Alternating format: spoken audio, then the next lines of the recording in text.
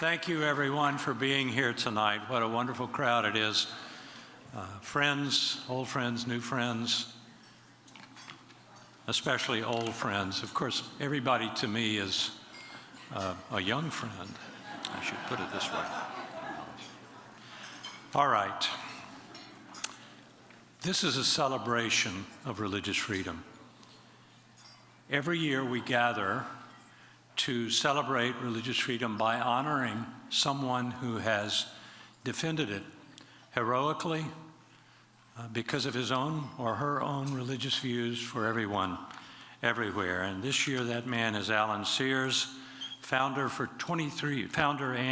23 years, president of Alliance Defending Freedom.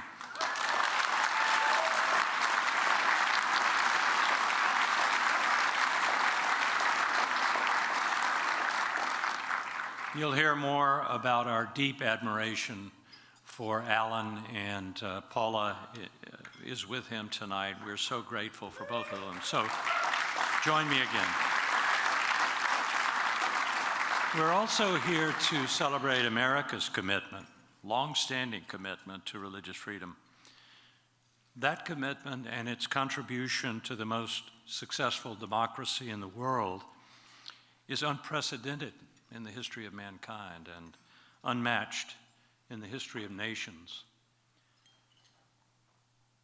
Indeed, America's model of religious freedom is a light to the nations. And if we permit that light to dim in this blessed land, the world will be a darker place. Belief in the American model is the starting point for the Religious Freedom Institute. Let me tell you a little bit of our story. Just sit back and relax. No, it won't be. RFI began in 2010 at Georgetown University. Back then, we were called the Religious Freedom Project. Our work at the time was mainly scholarly, and our primary focus was overseas.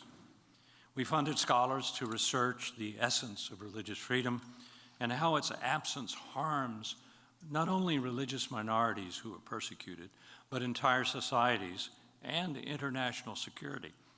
We produced a huge body of work, books, articles, congressional testimony, conferences around the world, and the like. But in those same years, we began to observe that religious freedom was under growing pressure in the United States. Our form of democracy has been a beacon to the world in many ways, but none more important than its centerpiece, our founders' model of religious freedom for everyone. While never perfect, that model has generated the most compassionate and dynamic civil society in history. It supported our political system of limited government and a society in which people with deep and abiding differences have been able to live together in peace as one nation. So in 2016, we founded the Religious Freedom Institute. We left Georgetown and began to integrate our international and domestic strategies. Today, RFI teams do highly effective work in the Middle East, in Asia, Africa, and Europe, but over half our resources are now focused on preserving the American model in America.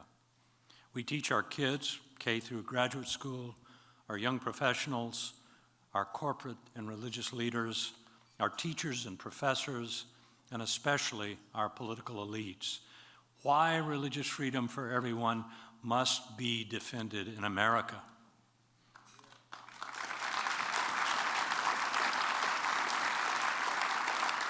So what motivates us to do this work? Our staff at RFI is religiously diverse, but each of us believes, with America's founders, that God gives every human being certain unalienable rights, including the right to life and the right to religious freedom. For me personally, this idea comes together in the Bible and our country's founders. They both teach that God gives us freedom to discover and live the truth, to exercise our religion, as the First Amendment puts it. As I see it, we will be truly happy only if we use our freedom to serve God, to obey His commandments, and to love our neighbor for love of Him. This view of freedom means that politics is penultimate. For me, it means that no political allegiance can supersede my allegiance to God. So to sum up, RFI champions a model of religious freedom that is deeply rooted in the American tradition, is embraced by faithful American Christians, Jews, Muslims, Hindus, Buddhists, and many others.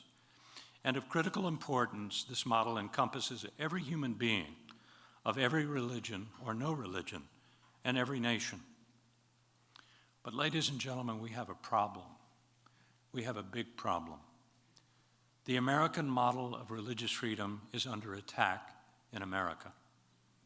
Political and cultural elites have decided either that religion should play no part in our public life, or that particular religious convictions that have played a central role in our history should now be eliminated from our public life.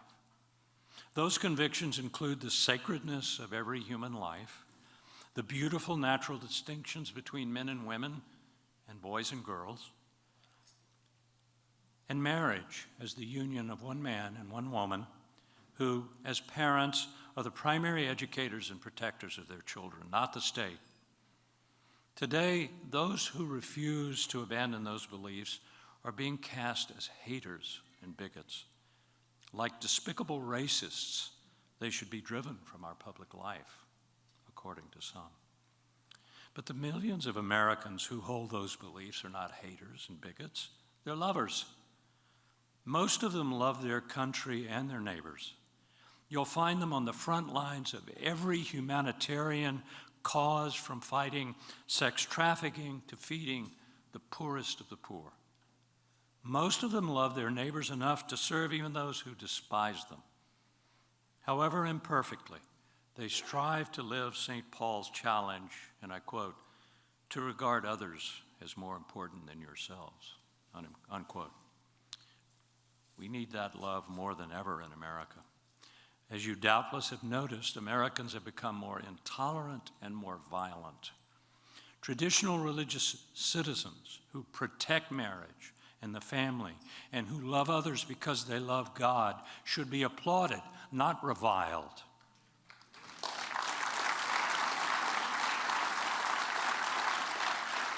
In fact, our democracy depends on it. Let me say that again. This attack on religious freedom is an attack not just on religious Americans, but it's an attack on American democracy.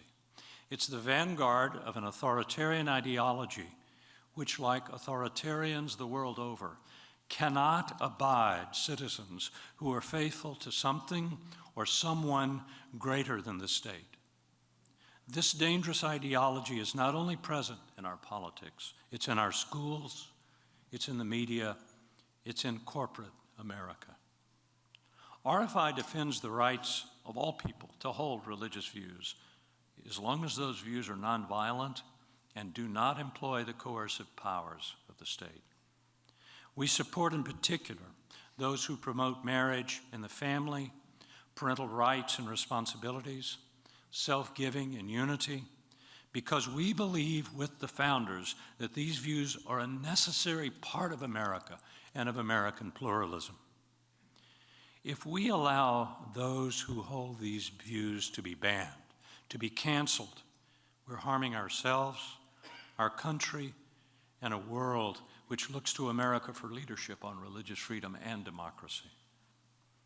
So what is RFI doing to fight this scourge, this threat to America and the world?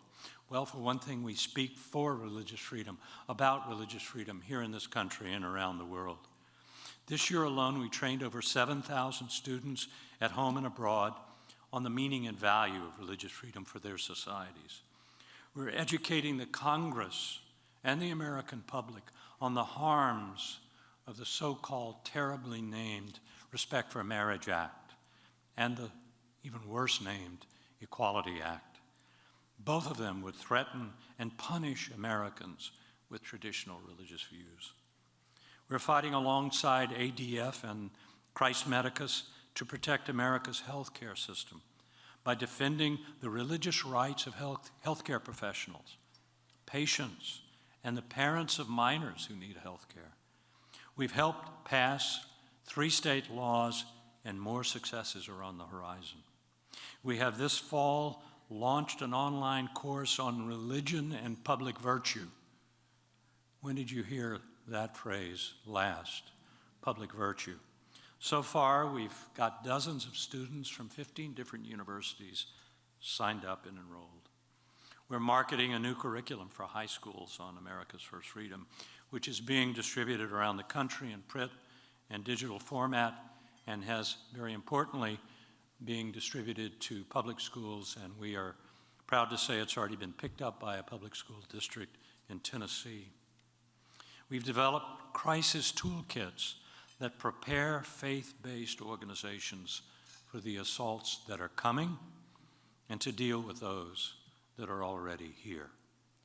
And we published a hard-hitting assessment of the mounting criminal attacks, you don't read a lot about this, against houses of worship and pregnancy resource centers in America. We have many of these products and others here for you to take home, and I'd love to hear your views of any of them. Just contact any member of our staff, or please contact me. I want to hear your views. So let me sum up. That's an applause line.